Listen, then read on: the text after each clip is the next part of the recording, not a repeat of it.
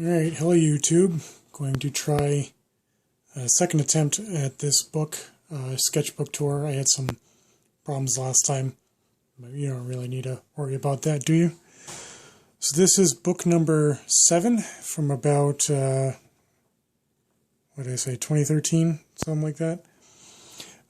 History Camp is a fantastic organization. I highly recommend it if you're into history. They've been putting on conferences, mostly in Boston, but they've expanded to Colorado, Philadelphia, Western Massachusetts, Pioneer Valley, Virginia. So they keep growing, and basically any time period, any subject, anything historical, from amateurs to professionals. If you like history, that's where it's at. So let's take a look at this book.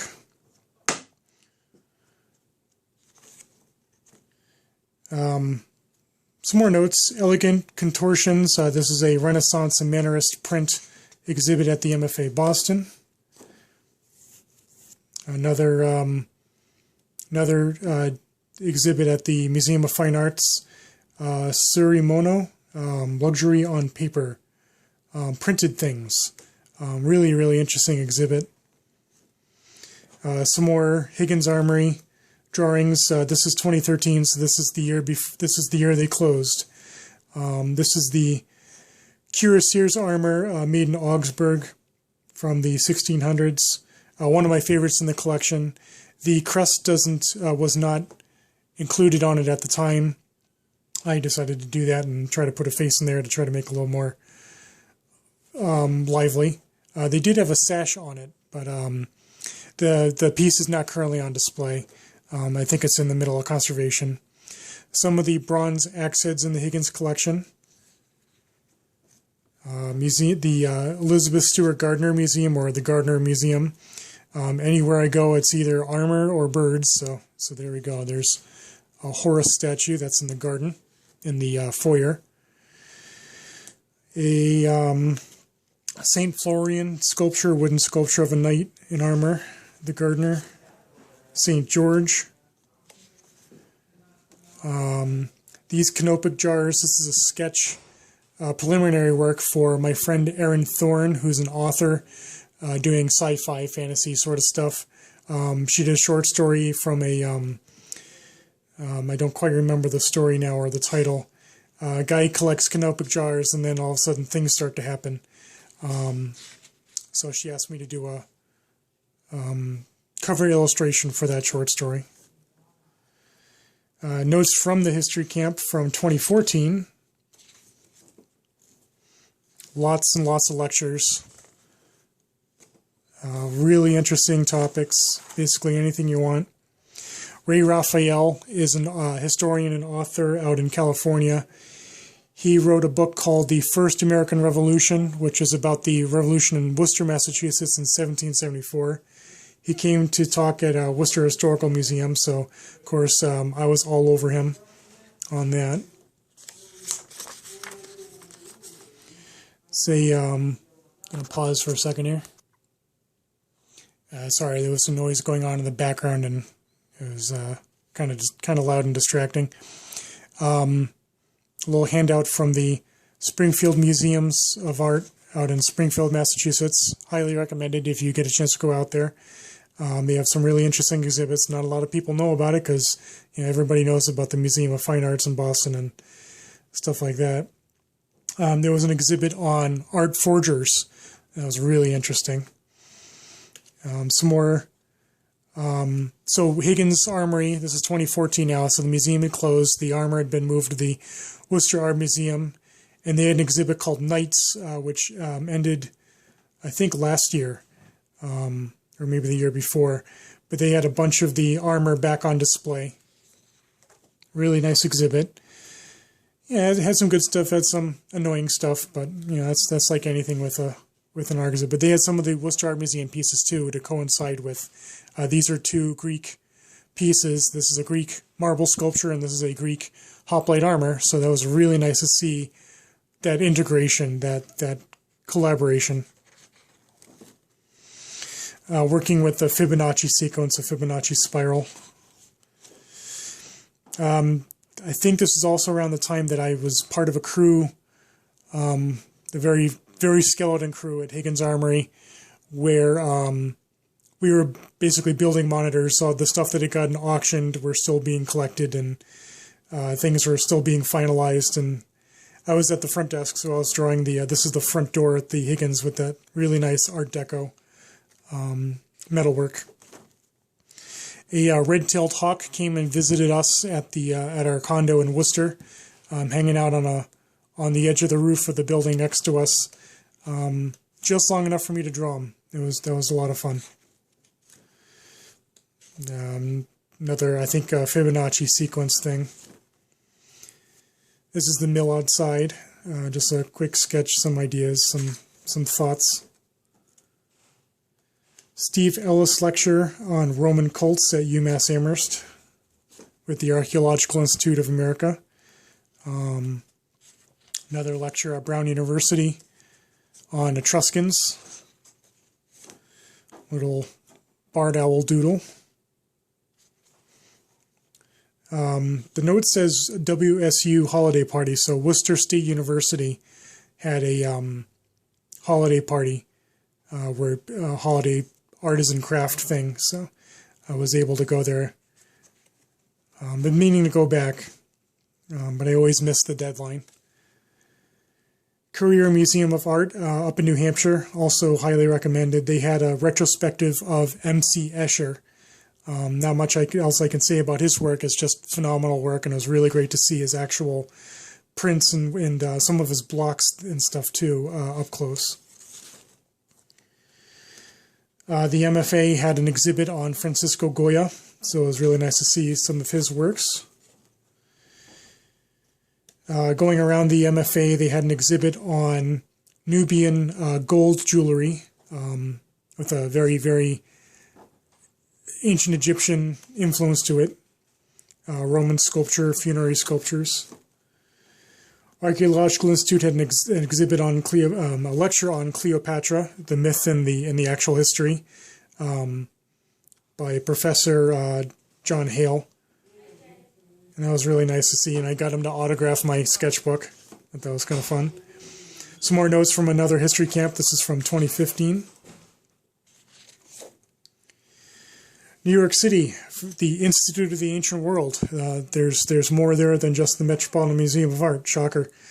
They had artifacts from Ur and some other Mesopotamian cultures. Really interesting to see. Notes from the Kenny Center for Renaissance Studies at UMass Amherst. They've been having an annual swordsmanship symposium for over 10 years now, and I try to go every year, and I always come away with tons of notes, really interesting lectures, lots of interesting people. Leonardo da Vinci came to the MFA, so naturally I was chopping at the bit to go to that. 2015, this is just before the printing office moved to Faneuil Hall.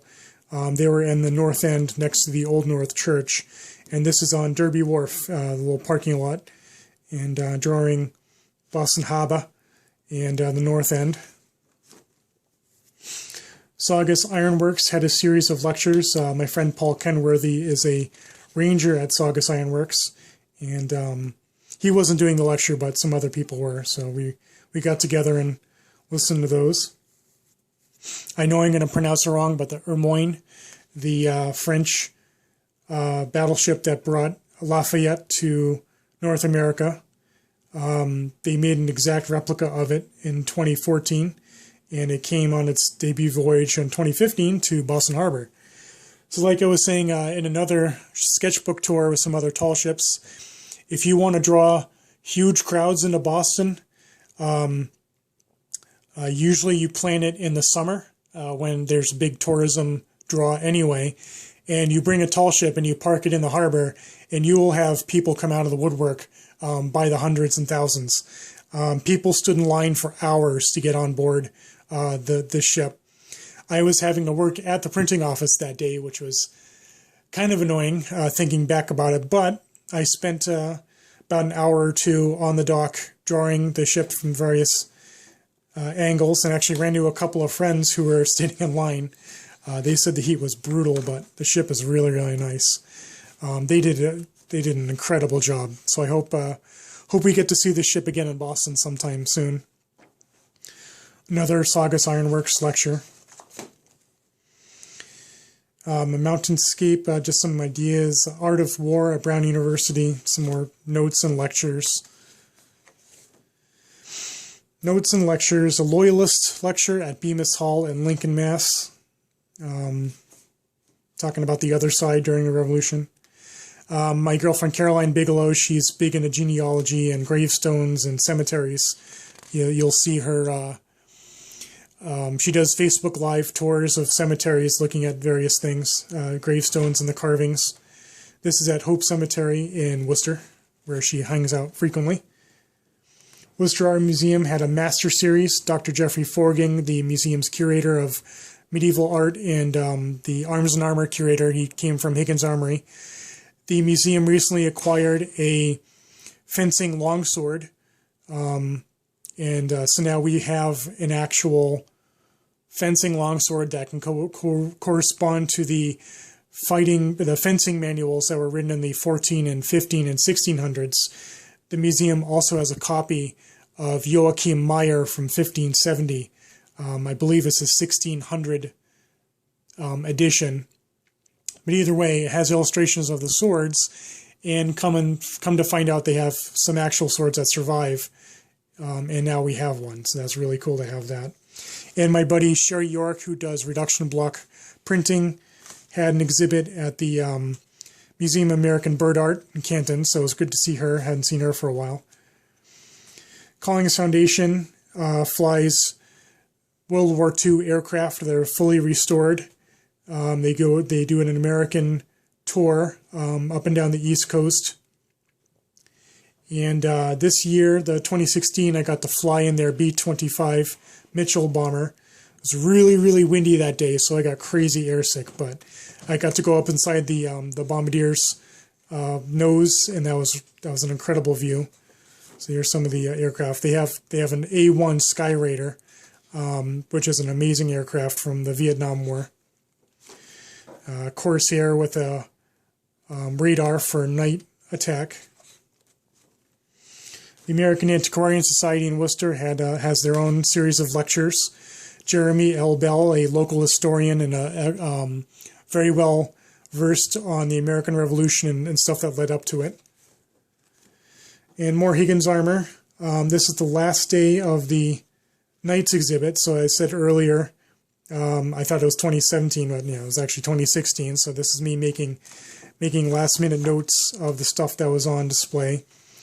This is a French cuirassier armor that wasn't on display much at Higgins or often. And this armor is a jousting armor that was on the mounted large wooden display that was at Higgins that got sold and disassembled and taken apart. But this is one of the knights that was on that stand. Some of the halberds and polearms. Notes of stuff at the Triumphal Arch. So they had this large structure to look like the Arc de Triomphe with all sorts of arms and armor and swords put on it. Museum of Printing had a lecture. The American Antiquarian Society had a lecture on John Audubon and what's called citizen science. He sought out help from American citizens who were birds or bird nerds and stuff like that. The Massachusetts Archaeological Society, a really interesting organization. I've been meaning to join them. I finally got out to one of their meetings in 2017 and was taking some notes. There was a guy talking about underwater archaeology. Some more ideas on different things. And that's it. That's finally the end of that book. This is a little piece of mat board I was using as a backer, so I could lean pencils on it. For some reason, I left a bunch of blank spaces in there. I'm not sure what's up with that, but I should probably try to fill those out sometime. There we go. There's another in the books.